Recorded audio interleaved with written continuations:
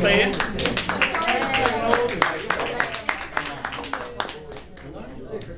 Thank you so much. It was great. Yeah. And thanks. Appreciate it. Hi, I'm a member of the association. I'm a life member, and my wife as well is a life member. So what I wanted to do is to subsidise people that wanted to join the association and possibly couldn't afford it, because we want the association to grow, having more members.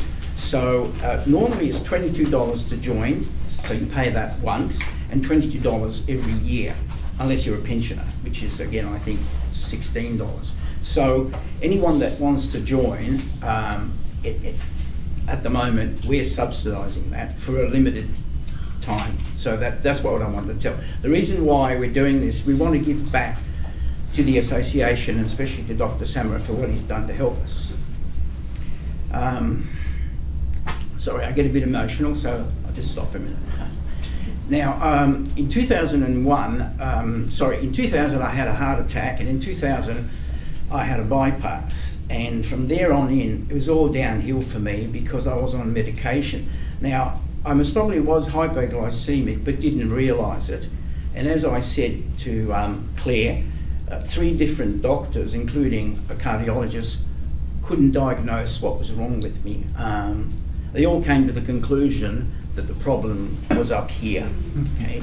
They were partially right, because it is up here, but it's in the brain, not in the mind, you see.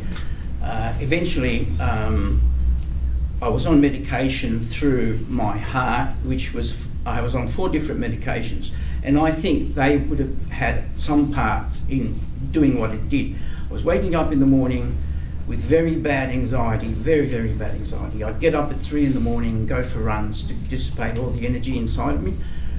I couldn't sleep. I had tablets to sleep. I'd wake up and just have a shower because I felt so depressed and go back to bed.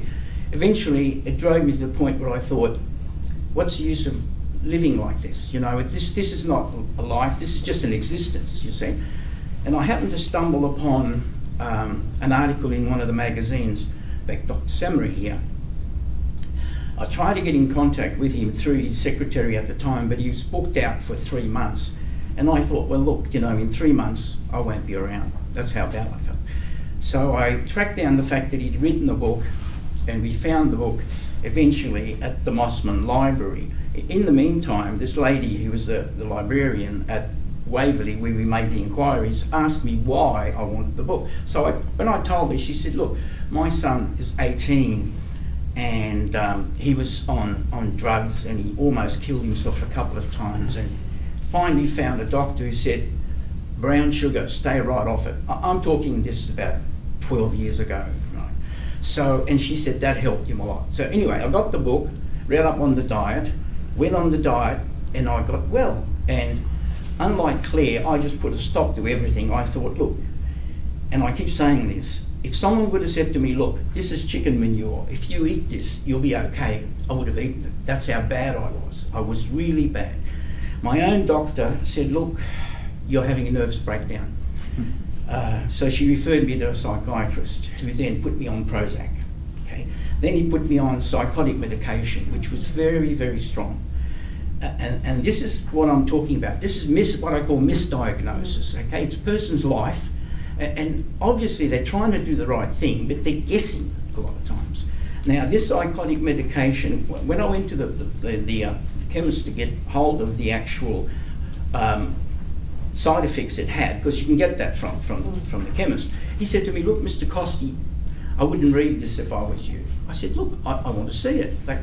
He said, no, look, okay, I'll give it to you, but just be careful. And when I read it, it was a tremendous amount of sort of side effects, and I became very aggressive through it. It calmed me down, I can't say it didn't.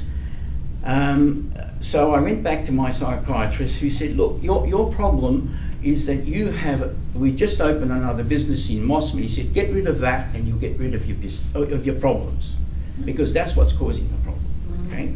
$150 an hour, thank you very much. It's okay. Anyway, we got rid of that. We lost about $100,000, but it didn't cure the problem. It wasn't. It was part of the problem, I agree, but it didn't cure that problem. So eventually, after reading Dr. Samra's book, as I said, I cut out all sweeteners, all white flour, pasta, because I used to eat all of that. And it helped me tremendously. Eventually I was cured. But my biggest problem was I didn't realise that it's a lifetime sentence. Once I was better, I thought it's like a cold. You're over it. Slowly, you lapse back into it. You slowly start to eat again, which I did. In 2005, my mum passed away, and then 6 months later, I started again having these, waking up shaking, and I just couldn't understand what it was.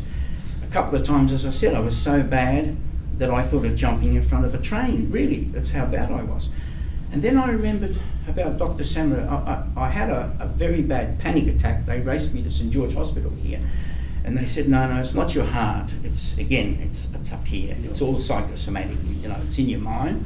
And a friend of mine said to me, look, why don't you get in touch with Dr. Samra's secretary, and although they have like 3 or 4 months waiting, tell them that you will take any appointment. If there's any cancellation any time, you will take, which I did. 2 weeks later, I got an appointment and I went to see him. Sorry.